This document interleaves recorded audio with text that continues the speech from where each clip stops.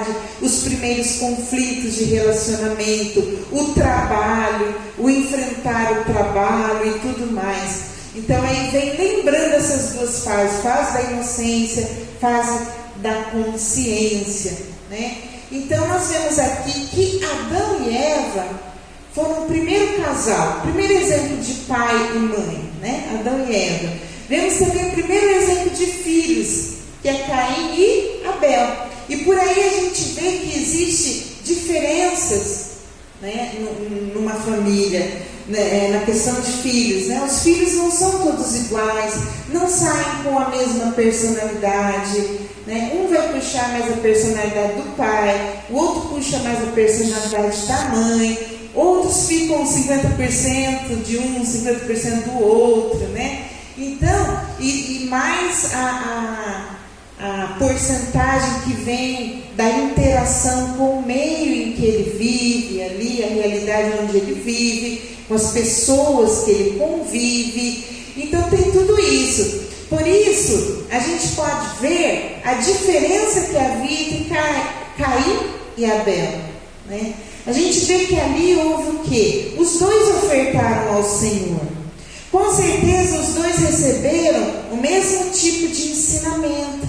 Com certeza Adão passava também para Caim, da mesma forma como ele passava para Abel, a questão da divindade, a questão de conhecer a Deus, de que devemos adorar a Deus, né? De que deveríamos ofertar a Deus a primícia de toda a sua renda e tudo mais.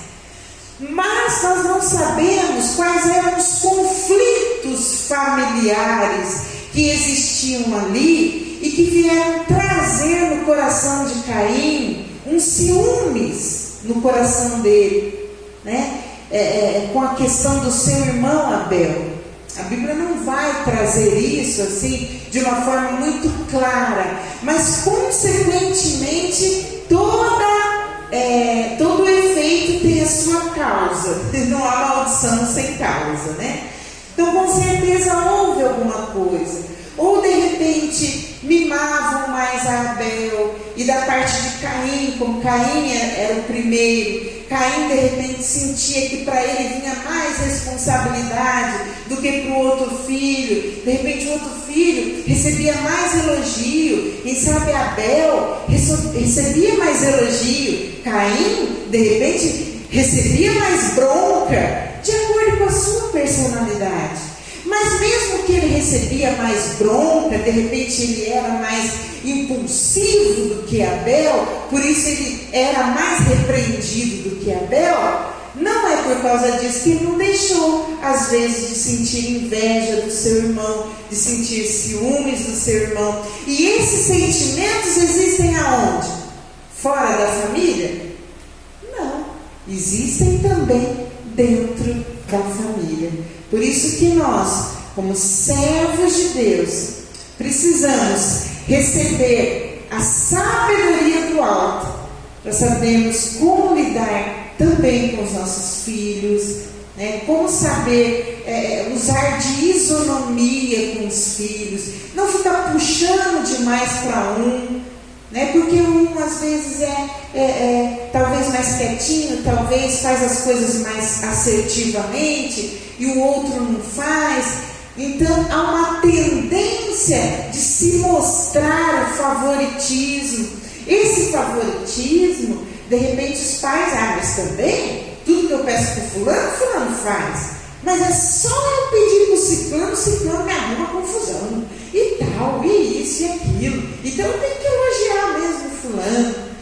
Mas é importante que os pais venham ter a isonomia, porque dentro do caráter da criança, ela não está preparada para esse tipo de razão. Ela quer receber o mesmo afeto, o mesmo carinho que o outro irmão está recebendo, ela também precisa, ela também quer. E se ela não recebe, ela vai tomar essa atenção fazendo mais birra, mais arte, fazendo exatamente o que você não quer que ele faça, só para chamar a tua atenção de alguma forma, você como pai você como mãe. Então a necessidade de ter esse olhar, né? Por mais que um filho é mais obediente do que o outro é mais revoltado, né? O outro não para quieto, o outro já é mais quietinho, mas o amor precisa ser dado da mesma forma. É preciso demonstrar da mesma forma, porque senão depois, futuramente, essas crianças de hoje, futuramente vão ter dificuldades emocionais lá no seu futuro, dificuldades psicológicas, complexos, que vão dificultar o enfrentamento deles com a vida, com a realidade da vida em si. Ok? Então aqui vai dizer que lar cristão é onde Cristo habita. Isso significa que nós não temos que guiar, né, um lar, uma família, de acordo com os princípios do mundo, mas sim de acordo com os princípios cristãos. Isso significa que o cristão, né, o crente que segue a Deus, que segue a doutrina bíblica, ele já está na frente de uma família que não tem conhecimento de Deus, de uma família que não segue os preceitos de Deus, de uma família que muitas vezes não vai ter esperança, né? Porque o cristão não significa que ele não vai passar, ele vai passar sim por muitas dificuldades, ele vai passar por provações, ele vai passar por conflitos. Não significa que não vai haver essas dificuldades, vai haver sim as dificuldades, mas a diferença é que o cristão, ele tem em quem se apegar. O cristão, ele tem esperança, enquanto que muitas famílias são desestruturadas, famílias não têm identidade própria, famílias vivem destruídas e sofrendo sem esperança. Já na casa de Deus, a família cristã tem esperança. Ela sofre, ela passa por penúrias, ela passa por perda, ela passa por sofrimentos, ela passa por conflitos, passa por momentos de escassez, dificuldades e tudo mais. Mas ela tem esperança, ela sabe em quem ela tem crido. Então isso já coloca a família que está no plano de Deus na frente de outras famílias. Então a gente já tem a vitória nas nossas mãos, porque nós sabemos que nós somos mais que vencedores em Cristo Jesus. Então a importância do filho, né? O filho é a maior dádiva no lar cristão. Trata-se de um empréstimo que Deus fez ao casal no plano terreno, né? São a herança do Senhor. Aos pais cabe a responsabilidade de cuidar e ensinar os filhos na administração da palavra de Deus. Ou seja, a figura do pai, do esposo e do pai é a figura de sacerdote e profeta da família, com responsabilidade de manter a espiritualidade no lar. Olha só que coisa importante.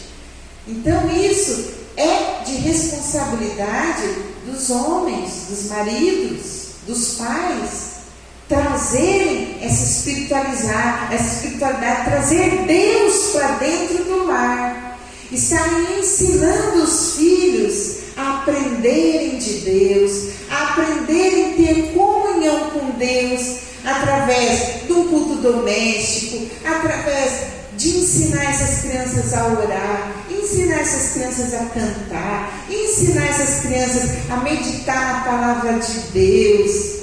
Tudo isso acontece em casa. Não se deve, de repente, jogar isso, terceirizar isso para a igreja. A igreja, eles já devem chegar aqui conscientes de aqui é um lugar onde se adora a Deus. Mas eles já devem chegar aqui conhecendo a Jesus. Não temos que simplesmente, vou levar meus filhos lá para a igreja, lá o pastor vai ensinar. Não é dessa forma. O pai, ele tem já essa responsabilidade, essa função de ser sacerdote. Sacerdote é porta-voz de Deus no seu lar. Já é trazer para eles né, a mensagem de Deus, a mensagem de salvação, a mensagem de como nós devemos viver a nossa vida cristã e manter também essa espiritualidade. Temos a responsabilidade de trazer os filhos para a casa de Deus. Quantos pais não têm essa autoridade dentro do lar? Não conseguem ter autoridade para trazer os filhos para a casa de Deus. Porque também dentro do lar eles já não exercem essa postura de sacerdote, de trazer os filhos a Deus, para Deus. E mesmo dentro do lar já não tem aquele momento, vamos ler a Bíblia, vamos orar, vamos falar um pouco sobre a palavra de Deus. Vem aqui, meu filho, nós vamos orar junto. Já não tem essa comunhão. Então, eles começam o quê? A ficar cada vez mais longe, né? Abre-se um precedente enorme para eles aprenderem tudo que existe na vida, menos a estarem na casa de Deus e a viverem realmente como se espera de um lar cristão. Então nós sabemos que tudo que acontece no lar vai refletir na sociedade.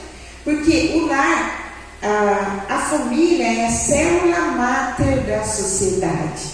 Ou seja, né, é ali que houve a origem, é ali que tudo começou. E é a partir dali que vai acontecendo a sociedade. Então o que acontece? O que a gente vê hoje? A desestruturação na família. Então quando chega na escola, a gente vê todo esse processo. Tudo vai refletir. As professoras, as violências que está havendo contra professores, de alunos que não aprenderam nos seus lares, falta de Deus em seus lares, falta dos pais também quererem ser educadores, porque os primeiros educadores é dentro do lar. Eles estão terceirizando, joga para a escola, vai aprender respeito na escola, vai aprender como é que se vive, como é que se obedece na escola, sendo que era dentro de casa ainda, bebezinho, que começa a entender o que é autoridade e a respeitar as autoridades, pai e mãe, para que depois eles vão estender isso para professores, para mestres, para autoridades na vida pública. Eles vão reconhecer essas autoridades lá fora, a partir do momento que eles reconhecem dentro de casa. E se não houver esse ensinamento, aí a coisa vai ficar difícil. Aí a gente vê o que acontece, né, nos dias de hoje. Os professores mal conseguem dar aula por causa de tamanha agressividade, tamanha falta de respeito que as crianças estão tendo, sendo que deveriam estar lá na escola reconhecendo a autoridade ali na área do ensino, que são os professores, né? E depois em todas as outras áreas. Quando chega para um trabalho formal, não consegue também obedecer, não consegue aceitar ali as ordens de uma empresa. Por quê? Porque houve insubmissão dentro de casa. É um filho insubmisso, um filho que não quer aceitar regras. Quando chega lá fora, também não vai conseguir aceitar as regras. Então é muito importante, dentro do lar, o companheirismo e o diálogo. Eu chego a dizer que companheirismo e diálogo é tudo. É muito importante, né? Companheirismo é ótimo, mas você pode imaginar um companheirismo sem diálogo? O que se torna? É um paradoxo, né? Não tem como duas pessoas andarem juntas se não estiverem de acordo, se não houver diálogo. Diálogo é símbolo de entendimento. Então, dentro do lar, o que a gente imagina? Que dentro do lar é onde a gente vai poder comunicar os nossos verdadeiros sentimentos e nós vamos ser acolhidos no nosso sentimento, né? É ali que a gente vai comunicar os nossos propósitos de vida, os nossos desejos. Nem sempre esses desejos vão ser cumpridos, mas eles podem ser verbalizados, podem ser expressados, pode ser acolhido pela família da melhor forma possível, o sentimento, né, que há no esposo, na esposa, nos filhos, precisa ter essa interação e essa compreensão dentro do lar. Então, se você está num lar que você não pode verbalizar, você não pode conversar, você não se sente à vontade para falar nada, aí as coisas começam a ficar complicadas, porque tudo vai para dentro de você, tudo vai se interiorizar lá. Os seus desejos vão ficar recalcados lá dentro do teu inconsciente, porque não tem como você pôr para fora. E ele vai ficar querendo saltar para fora. E quando ele vê que ele não pode, ele vai sair em formato de doença. Ele vai comunicar e se expressar em forma de doenças psicossomáticas, que é algo muito comum. E aí o que mais acontece muitas vezes é a falta dessa compreensão do acolhimento dos nossos verdadeiros sentimentos, dos nossos, daquilo que a gente realmente precisa, né? Que é ouvir e ser ouvido, ser acolhido, ser compreendido, e através disso a gente poder viver, a gente poder continuar andando para frente, né? Então, gente, conhecer e ser conhecido, ouvir, compartilhar, compreender e ser compreendido, procurar compreender em vez de fazer suposições sobre o que o companheiro está tentando dizer, né? Isso acontece muito entre casais, e é uma coisa complicada, porque você, de repente, um momento ou outro, você ter dificuldades no entendimento é uma coisa, mas você se transformar aquilo numa neurose é outra coisa. Uma neurose significa uma repetição de comportamento. Então aí você começa a repetir todo dia. Eu falei tal coisa assim, não. Você falou porque eu ouvi.